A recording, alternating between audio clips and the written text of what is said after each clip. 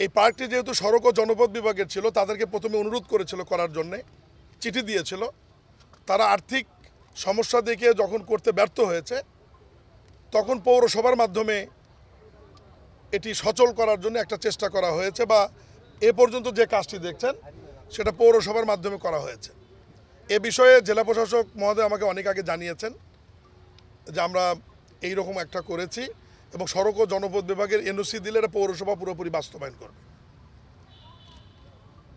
এখন এই পার্কটি সম্পূর্ণরূপে সচল করবার জন্য ডিজাইন অনুযায়ী যে পরিমাণ পয়সার প্রয়োজন বা টাকার প্রয়োজন, এটা পৌরসভায় আদৌ অ্যাবেল করতে পারবে কিনা বা খরচ করতে পারবে কিনা, সেখানে একটা সন্দেহ থাকার দিক থেকে চিন্তা করে আমি ইতিমধ্যেই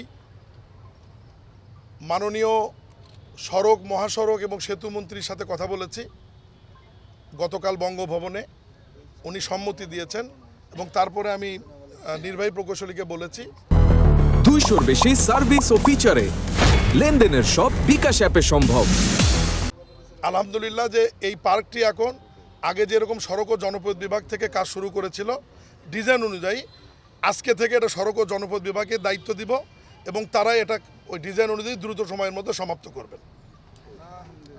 আর পৌরসভার একটু আইনগত জটিলতা হচ্ছে যে তারা পূর্ণাঙ্গ সমাপ্ত করার জন্যে সড়ক ও জনপথ বিভাগ থেকে একটা এনওসির প্রয়োজন। এটা একটা আইনি জটিলতা। ইতিমধ্যেই জেলা প্রশাসক চিঠি দিয়েছে এনওসির জন্য। পৌরসভার মাধ্যমে সড়ক ও জনপথ বিভাগের এখনও এনওসি দেওয়া হয়নি। অতএব আমি মনে করি যে পৌরসভা যেটুকু কাজ করেছে এটা জনগণের স্বার্থেই করেছে। পৌরসভার কাজ আজ থেকে এই পর্যন্ত সমাপ্ত থাকবে, এবং ওই কাজ থেকে বাকি কাজ সড়ক ও জনপথ বিভাগের নির্বাহী প্রকৌশলী এখানে নবনিযুক্ত উনি এসছেন, ওনার হাতে আমরা ডিজাইন হস্তান্তর করেছি, এবং উনি আগামী রবি সোমবার থেকেই কাজ শুরু করবে। আমি ওনাকে অনুরোধ করব প্রথম আগে সীমানা প্রাচীরের কাজটি শেষ করতে হবে। সীমানা প্রাচীর এবং আলোর ব্যবস্থাটা প্রথম করতে হবে, যাতে দুর্বৃত্তরা বা খারাপ লোকেরা যাতে এর মধ্যে ওঠা বসা না করতে পারে।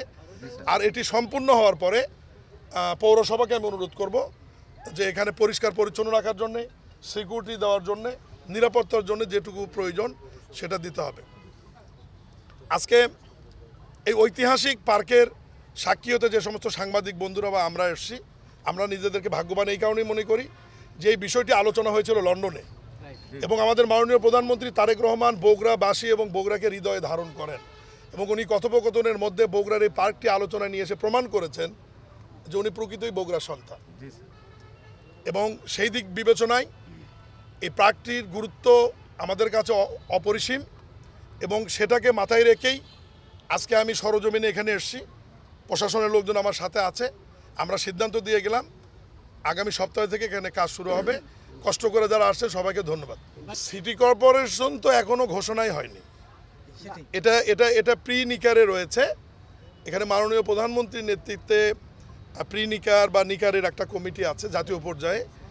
সেখানে অনুমোদন হওয়ার পর সিটি কর্পোরেশন আগে সরকারিভাবে ঘোষণা হবে, ঘোষণা হওয়ার পর পৌরসভা বিলুপ্ত হবে, এরপরে তো সিটি কর্পোরেশন নির্বাচন হবে।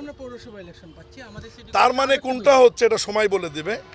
তবে এই মুহূর্তে যেহেতু পৌরসভা আছে, যদি তার আগে সিটি কর্পোরেশন ঘোষণা না হয় তাহলে পৌরসভা নির্বাচনে হবে।